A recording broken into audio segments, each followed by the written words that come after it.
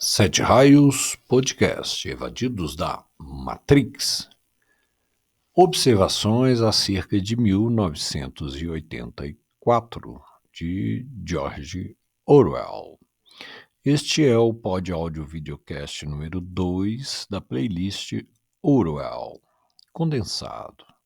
Estaremos abrindo os pontos das nossas observações nos próximos pod áudio videocasts dessa playlist. Estão sugerindo que a gente observasse, ou melhor, fizéssemos observações sobre as outras publicações do Mr. Orwell. Iniciaremos este, que é o segundo, número 2, com uma pequena anedota com moral da história. Lembrando que nós vimos no número 1 que ele, filho de inglês, o pai dele trabalhava na companhia inglesa, lá na extração vegetal ou de resultados ou produtos vegetais lá na Índia, onde ele nasceu e foi estudar em boas escolas, e quando ele concluiu o que seria o ensino médio, ele tinha ali o direito de ir para a universidade boa, bacana, Eton, existe até hoje, famosíssima e tal, e ele escolheu fazer parte lá da Força Militar Imperial Britânica na Índia. E aí ele viu de perto a truculência dessa força. E, evidentemente, essa força atuando lá na Índia, ela atuava também com recursos próprios daquela cultura antiga. E ele ficou muito chocado com isso.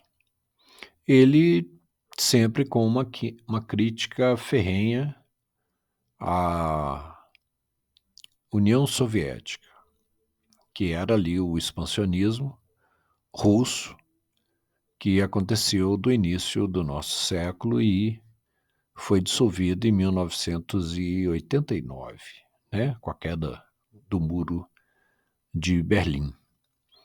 Então, a forma, a escola, assim, que ele vem nas suas ações e que transparece nas suas publicações, que ele vem construindo assim o seu pensamento, a sua crítica social, podemos dizer assim, ela não quer uma transformação social realizada na base das armas. A ideia é realizar isso na base da cultura e preparar a sociedade para fazer uma reforma e conduzir a coisa a bons termos, né? Nós queremos acreditar que é essa a ideia, que foi a ideia também que ele teria adotado. É evidente que essas ideias, a humanidade lida com isso aí há muitos e muitos e muitos milhares de anos. Nós sabemos que ela vai produzir na sua periferia uma deterioração, um extrato da aplicação de conceitos centrais que lá na periferia do processo, na periferia da aplicação, na periferia que é despertada com o passar do tempo, as coisas vão sofrendo flexões. O contrapeso disso é a mentalidade das pessoas, né? E é essa mentalidade das pessoas que, de alguma forma, talvez fosse a intenção dele de alertar. Por outro lado, ele vivia uma situação moral, psicológica, emocional, de saúde, assustadoramente aflitiva. Ele estava isolado em uma ilha e sem energia elétrica, sozinho e com a pneumonia ali, acabando com ele. E, ao mesmo tempo, ele construindo ali a sua abstração, a sua ficção. Então, sim, é digno de nota, é digno de observação e de um respeito profundo e de uma grande admiração, o que não quer dizer que a gente não veja o resultado do que se produz dos seus diversos ângulos. E a nossa contribuição é no sentido de uma observação existencialista e aonde essa produção dele ela vai interferir, para não dizer conflitar, com outras culturas que são também extremamente consagradas e só no Ocidente tem cerca de 500 anos, né, que as ideias orientais são colocadas e a maneira que ele lida com isso. Nós falamos no Pod Áudio Videocast número 1 dessa playlist. Então vamos à anedota e seguiríamos tocando esse número 2 dessa série. Com a moral da história e tudo, observemos como era no princípio da civilização. Eu mais forte, guerreiro, eu a lei. Eu comandar a tribo. Pronto, está resolvido, ninguém vai discutir com ele. Em seguida, a civilização avança e passamos do mais forte para o mais competente, que comandava a tribo junto com o mais forte. Beleza, a tribo cresceu, prosperou, virou uma cidade enorme, bacana, com tudo, mas as guerras não pararam. Aí, do mais competente junto com o mais forte, acabou ali juntando-se o mais astucioso. Então, a partir daí, o mais competente, o mais forte e o mais astucioso começaram a governar. Os três juntos. E outras cidades surgiram, mais ou menos livres, e avançou-se com a civilização. Observemos se não é esse o fundamento da República. E há um detalhe: não se quer dizer que astúcia, que foi o terceiro elemento que se juntou no governo para ajudar a, a governar a tribo lá no início das coisas, não quer dizer que astúcia seja desonestidade. Astúcia é, originalmente, a capacidade de honestamente superar o outro e não se deixar enganar. Esses termos, com o passar dos tempos e com essa flexão que eu estava me referindo antes, da periferia, da cultura, da civilização, eles vão sofrendo uma flexão e vão se deteriorando, né? Tem o rapaz e tem a rapariga, mas a rapariga lá tal virou outra coisa. Então é assim que esses termos vão.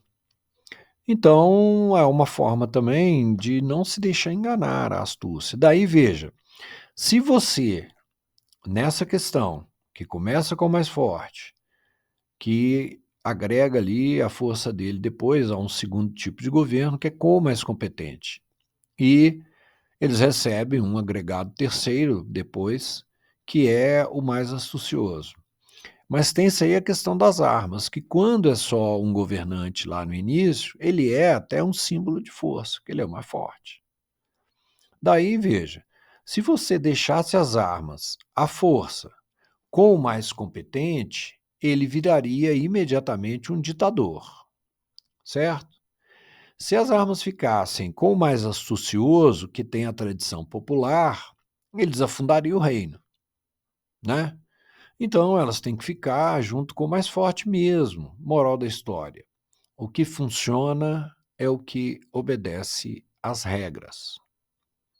George, com seu 1984, demonstrou pela dialética natural do raciocínio que um projeto nessa direção do endurecimento social é por demais exequível, pois a busca de poder, controle e ascensão sempre fazem parte da história humana.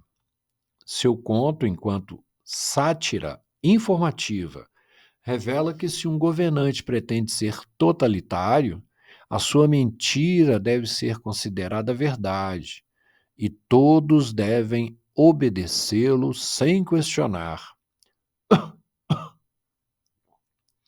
Que esse governante deve praticar o duble pensar, que é o poder de manter duas crenças contraditórias na mente ao mesmo tempo, de contar mentiras deliberadas e acreditar genuinamente nelas, e esquecer qualquer fato que tenha se tornado inconveniente.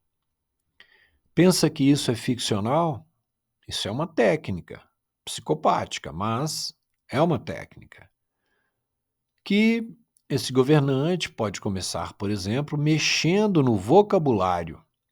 E lembremos-nos do politicamente correto, não da cultura em si e da nossa necessidade de melhorar nossa linguagem e considerar o outro, mas do movimento de fiscalização, ataque e lacração, segundo o autoritarismo de cada um dentro da sua liberdade de expressão, colaborando com a ideia de um grande autoritarismo, gerado ao redor da ideia do politicamente correto, deteriorando o que é o seu objetivo. Esse governante totalitário deve também lançar um neo-idioma, que era a língua falada e pensada para travar o pensamento e apagar a verdade pela diminuição do vocabulário.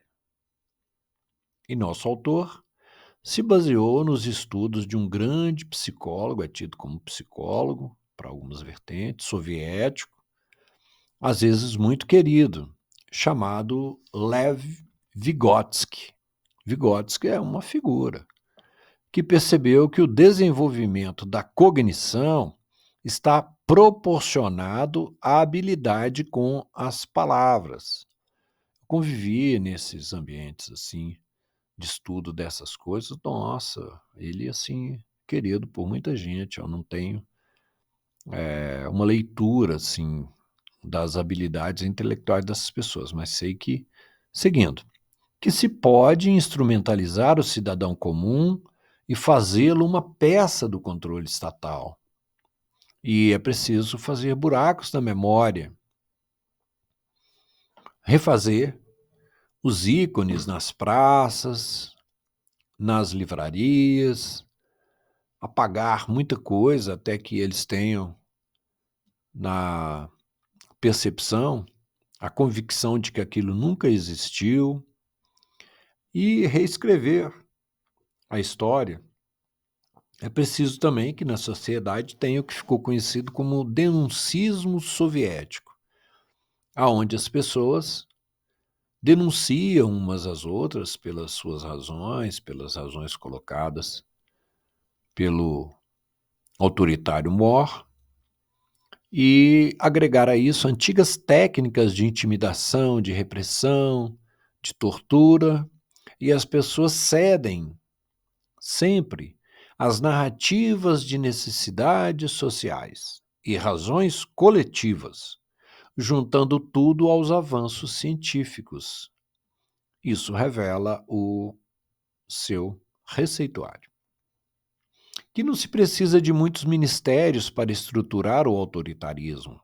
Apenas 4 grandes máquinas que representam o partido. E observem o maquiavelismo na descrição. O primeiro ministério é o Ministério da Verdade, responsável por tudo que é publicado sobre o princípio de que o partido é quase Deus, pois o partido não erra. O segundo ministério é o Ministério da Paz, responsável, é claro, e observemos essa inversão sintomática, pela guerra. O terceiro ministério é o Ministério da Fartura, responsável pela economia. E aí, lembremos-nos do Holodomor, a fome-terror imposta, exterminando a classe produtiva, o pessoal que trabalhava, que tinha suas fazendinhas e produzia comida, e juntava aquilo ali no final e dava uma carga, iam, né, os agricultores ucranianos em 1932 e 33. O quarto é o Ministério do Amor, responsável pela espionagem e controle da população. Em 1984, o mundo tripartite está em constante guerra. Então, aquelas três grandes nações que ele se mirando no expansionismo russo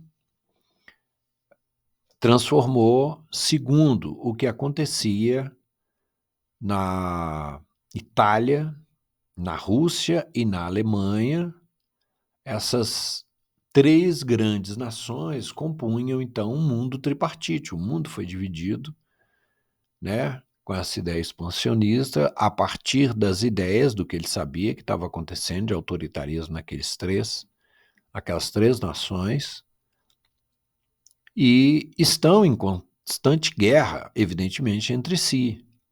Guerra são muitos tipos de guerra, de mercado, insumos, produtos, tecnológicas, ideológicas e culturais, de narrativas e informação, de moedas, enfim, guerra bélica, né, que é a mais conhecida, assim, que a gente...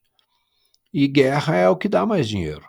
Ele viu isso e ele registra isso na sua obra. As nações estão em constante guerra. A crítica de Orwell ao stalinismo soviético é uma crítica às armas como instrumento de revolução. É evidente que ele, assim como o Papa da Revolução Cultural, o conde Bertrand Arthur William Russell, filósofo e historiador, e que se considerava um pacifista, e que existiu até 1970, e que, devido à sua postura ética, se diziam, inclusive nas mídias, via-se isso no jornal, na televisão, e há registros disso aí ainda muito, se referindo ao seu crivo, Tribunal Bertrand Russell. Qualquer iniciativa, qualquer coisa que quisesse ganhar credibilidade, não só na Inglaterra, mas nos Estados Unidos, internacionalmente, precisava, pois ele virou referência. Foi Nobel de Literatura em 1950 por defender a liberdade de pensamento.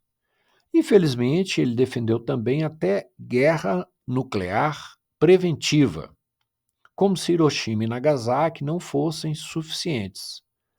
Segundo Mr. Orwell, sua inspiração para escrever 1984 veio de ver na TV, já colorida, a reunião dos líderes de Teherã em 1944. E é possível que desse fato, da sua ideologia e dos avanços tecnológicos e suas experiências pessoais, ele tenha se inspirado e vazado um antigo e perverso desejo que é a imposição de um partido, usando o Estado para controlar, reprimir e, se preciso, violentar as pessoas. No final do livro, ou em sua terceira parte, Orwell evidencia sua convicção de que o totalitarismo é eficiente para manter a ordem. Na segunda parte, Orwell explora a situação psicológica, emocional e de ações precárias e sofrimentos do protagonista em um relacionamento complicado, desmascarado, preso e torturado, enquanto que na primeira parte ele demonstra o estado totalitário do grande irmão com toda a sua parafernália de repressão.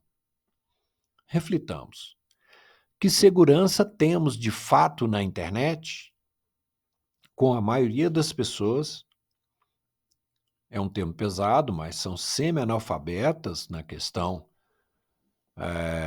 não só do software, mas do hardware, completamente nas questões de segurança virtual, de segurança própria das plataformas.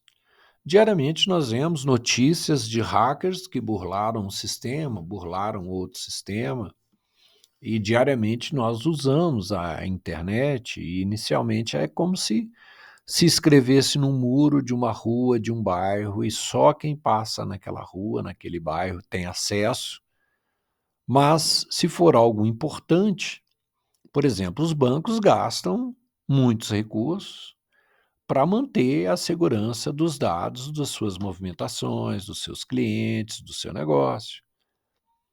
Isso não se pode, como fala no primeiro audio-videocast dessa playlist, pensar que os hackers comeram a maçã do amor e estão quietinhos e tal, porque, na verdade, é um campo de atividade humana, um campo de conhecimento, um campo também que movimenta uma enorme quantidade de valores e, portanto, atrai muita atenção. E está longe de se poder dizer que é um campo onde a privacidade está garantida. As plataformas podem, por exemplo, sugerir assuntos, por outro lado, né, que influenciem a mente do usuário além do que é, segundo nossos hábitos e escolhas virtuais, conduzidos pelos algoritmos ou não? Isso é uma pergunta que nós precisamos fazer. Ainda hoje, no mundo todo, tentam o controle de mercados, da sociedade e da internet, como sempre fizeram ou tentaram fazer com o conhecimento. Não é? Não sabemos dessas tradições? Não sabemos desse processo inteiro que há 400 anos tem nos lesado no Ocidente? Não há escolarização, não há cultura de uso da mente, de desenvolvimento mental até para o progresso, para a solução de problemas. Hoje há nos Estados Unidos, e a partir dos Estados Unidos e no mundo, um grande número de publicações demonstrando quando, no período da Guerra Fria, aquela questão de se produzir bombas, quem ataca quem ou não ataca e tal, e criou-se um grande mercado, e esse mercado existia na produção de armas, de prevenção, por detrás dessa tensão entre o bloco da chamada União Soviética, que é esse mesmo aqui, desse universo do Orwell, e o bloco americano. Então era o bloco de lá e o bloco de cá. E por detrás disso havia um fomento, um investimento e uma produção enorme de elementos de segurança, elementos de espionagem, elementos culturais, né? As duas ideologias. Tem aquele negócio do espião de lá, o espião de cá, e eles encontravam inúmeros contos, inúmeros filmes mostravam isso. E ali eles, às vezes, confabulavam, né, as ideologias, e esses espiões viveram situações extremamente tensas. Tinha espiões, por exemplo, com um dente, com uma determinada substância ali. Se ele fosse pego pelo inimigo, ele quebrava aquele dente, bebia aquela substância ali e ia para outro lugar, né? Porque para poder manter ali as informações preservadas, e tem inúmeros espiões russos que foram para os Estados Unidos, tipo a Operação Paperclip, lá aquela que Albert Einstein sai da Alemanha com dezenas e dezenas de cientistas, vão para os Estados Unidos. E essa coisa ideológica, ela criou na sua periferia uma enorme cultura de exploração dos poderes mentais, exatamente para se saber o que o outro lado estava fazendo.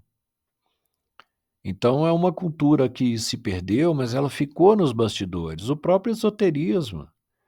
De Napoleão para cá, nós temos registros muito fresquinhos das forças militares usando conhecimentos esotéricos para se definir o horário exato para começar uma campanha, o momento exato, o ângulo exato, além das variantes ali de orientação técnica, de praxe, usavam também e, quiçá, usem até hoje. A questão mental, ela é de extrema importância porque ela sempre permitiu às civilizações soluções fora da caixinha. Então, evidentemente, abria um outro campo de atuação, de realização, de crescimento. E nessa ideia de se cercear o acesso ao conhecimento, nós perdemos há 400 anos essa cultura inteira e começou-se, no escolasticismo, a dizer que o raciocínio era a mente. A mente é o raciocínio, a mente é a capacidade que você tem de medir e tal, de escolher, etc. E é uma coisa que se você jogar um pedaço de carne pro cachorro, jogou um pedaço maior, ele nem olha, ele ouve, já seleciona qual que é maior, já abandona o pequeno e já pula no maior. Então isso não é algo assim tão... E, no entanto, há um desconhecimento sobre as capacidades mentais humanas, e isso tem a ver com a ideia de soberanos antigos, autoritários, de cercearem o conhecimento. A questão verdadeira nisso é o conhecimento das coisas. E aí nós temos dentro das redes os cancelamentos, os linchamentos virtuais, as ondas, né? As ondas, nós não podemos falar de uma onda ideológica, podemos falar de ondas culturais, né? De se ver as coisas para um lado, de se ver para o outro lado, de tantos views de uma coisa, e aí aquilo parece que cria uma atração e uma forma assim, simpática, hegemônica com relação àquele tema, né? Esses cancelamentos e linchamentos virtuais, eles demonstram que a humanidade continua a mesma e que os checadores profissionais nos levam à autocensura. E aí está aí crescendo forte nas plataformas as notas da comunidade. E aí é legal a gente antenar, porque esses recursos, essas soluções, elas vão mesmo migrando e vão levando também a nossa capacidade de leitura junto. E aí as notas da comunidade, as pessoas podem votar apoiando uma nota e podem dar a sua opinião, pois todos nós fazemos parte hoje em dia de um grande aparelho contrário à Deep Web, contrário à Deepfake, contrário àquilo que não é o caminho da civilização. Então, a civilização, ela está completamente aparelhada, cada pessoa com uma unidade que recebe e emite informação, e isso nos deixa com grande capacidade de leitura, de difusão do conhecimento, de formação, de aperfeiçoamentos culturais, e de, além de uma maior bagagem intelectual, a possibilidade da abertura de uma construção mental coletiva, que é algo que nós precisamos profundamente no Ocidente. No Oriente, um garoto era pequeno, levado para uma escola especial dentro do mosteiro, além das atividades comuns, atividades físicas, atividades sociais e particulares ali daquele núcleo familiar dele, onde ele estava ali, faziam também, desde pequeno, atividades mentais. De maneiras, quando se fala que deve um hindu matar a mente, coisa que ele ironiza aqui com a questão de matar o eu, etc., e eu comentei no Pódio Vídeo Audiocast número 1, e isso quando fala porque eles têm uma mente que, comparada à nossa, é uma mente poderosa, era algo que ficava, às vezes, mais poderoso do que o próprio indivíduo, ele servia ali naquela linha eclesiástica, daquela... E há relatos sobre essas coisas. Por fim, 1984 é uma obra fenomenal no sentido de um cerco autoritário perfeito ao indivíduo e a toda a sociedade com a isenção do tirano. Nisso podemos considerá-la uma obra perfeita. Ele parece não ter se esquecido de nada. E na nossa realidade atual, a tecnologia já a cada um de nós aparelhou. É por isso que, acima de tudo, nossa vocação primeira no passado, no presente e no futuro é a liberdade. Sete Raios Podcast, evadidos da Matrix. Compartilhe com quem tem a ver. Dê seu like, deixe ali a sua opinião junto ao vídeo, inscreva-se no canal, ajude o canal.